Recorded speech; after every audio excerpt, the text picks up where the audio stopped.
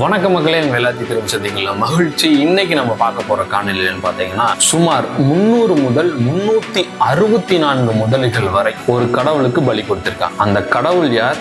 பலி கொடுக்கப்பட்ட இடம் எது? வாங்க தெரிஞ்சுக்கலாம்.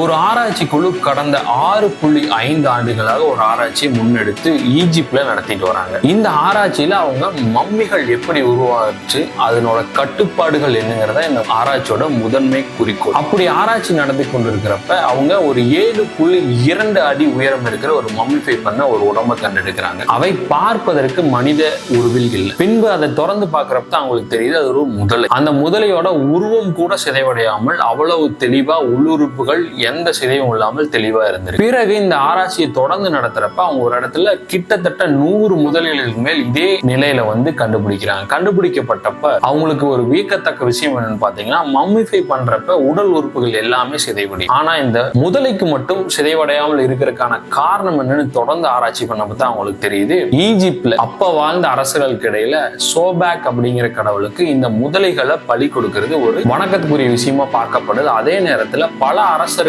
போருக்கு செல்லும் போது இந்த பலி கொடுக்கிறது மிக முக்கியமா பார்த்திருக்காங்க. இந்த பலி கொடுத்தல் 100 முதல் 364 முதலைகள் வரை அதிகமா நடந்திருக்கு. இவைகள் தொடர்ந்து ஒவ்வொரு மாசமும் நடக்கிறதுக்காக 1.94 ஏக்கர்ல ஒரு சிறிய நதியை அவங்க கட்டமைச்சு நயல் நதியிலிருந்து முதலைகள் கொண்டு வரப்பட்டு அந்த முதலைகள் ஒரு குறிப்பிட்ட அளவு வர வரைக்கும் அந்த நயல் நதியில வளர்த்து இப்படிப்பட்ட ஒரு பலியை கொடுத்திருக்காங்க.